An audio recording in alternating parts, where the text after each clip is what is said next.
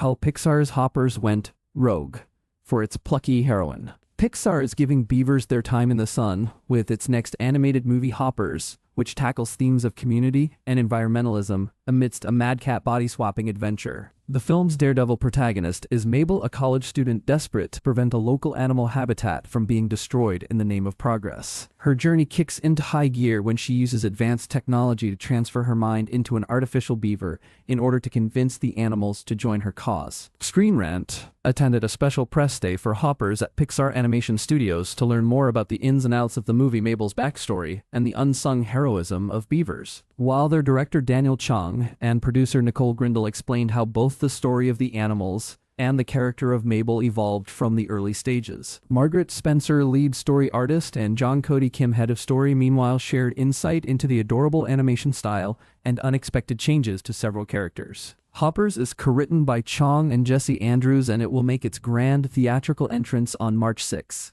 The animated adventure tale also boasts a strong cast that includes Piper Curda, Bobby Moynihan, John Hamm, Dave Franco, and Meryl Streep. Read on below to learn more about the Pixar magic that went into Hopper's creation. Chong always knew he wanted his main character to be full of wild, chaotic energy, but he had to balance her scrappy, impulsive, fun-to-watch side with a strong emotional center that explained her connection to the Glen and to the beavers she would eventually befriend. Screen Rant asked the director to dive a little deeper into the process of making Mabel into the best little daredevil she could be while also endearing her to the audience through her family backstory. Daniel Chung, from a writing standpoint, one of the fun things we wanted to happen with Mabel is that you just couldn't tell what she was going to do next. We wanted an unpredictable character who was just a little bit chaotic, a little bit unhinged, and who was in an action kind of spy movie. We love characters who just are willing to jump into the fire and we don't know what crazy thing they're going to do. But the consequence is that you have a character whom people can't quite relate to, or you don't quite know enough about them, or they just feel inhuman. So the challenge after that was grounding her, giving her a purpose, and giving her a context for where she came from. Mabel is voiced by Piper Curda,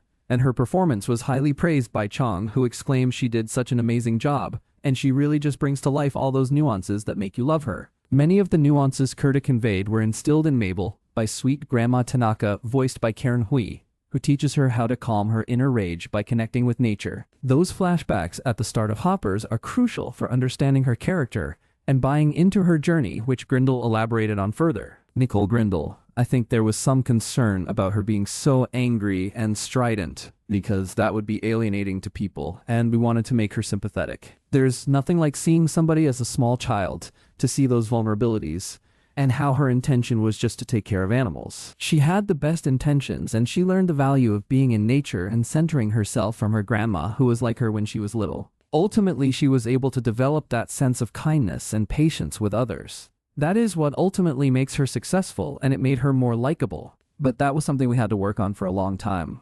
But even as the creative team added soft strokes to her childhood, they were also painting her rebelliousness with bold strokes. As Grindle explained, you wanted a character who was going rogue. That was the fun of the story. One way they were able to amp up her action credentials was to change the circumstances of how she came into possession of the mind-swapping equipment from being part of the Hoppers science team to acting of her own accord against their wishes. Daniel Chung, there was a crossroads we pivoted away from very quickly, but that was always there in the early versions, which was that we always thought Mabel got recruited to join Hoppers and that she was on a mission with the other scientists to do this thing. We actually boarded the first half of that version and put it up. We cut it. And I remember we showed it to Pete Docter and our EP at that time, and they said, no, wrong, that doesn't work. And they were totally right. That is the brutal but helpful thing about the studio. They're not afraid to give those tough notes that will decimate months of work because you just ultimately need to get the best story out there. We realized that doesn't work because we couldn't understand why anyone would recruit her Shez, just not worthy to be recruited, unfortunately.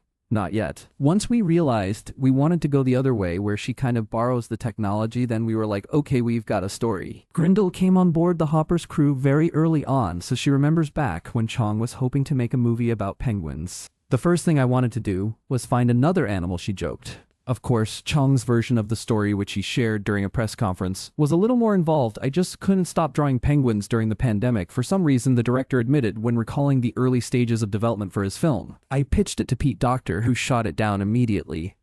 didn't think the world needed another penguin movie. His search for a replacement animal then led him to a book about Yellowstone National Park in which he read about how the ecosystem was rebuilt after a collapse. Wolves were the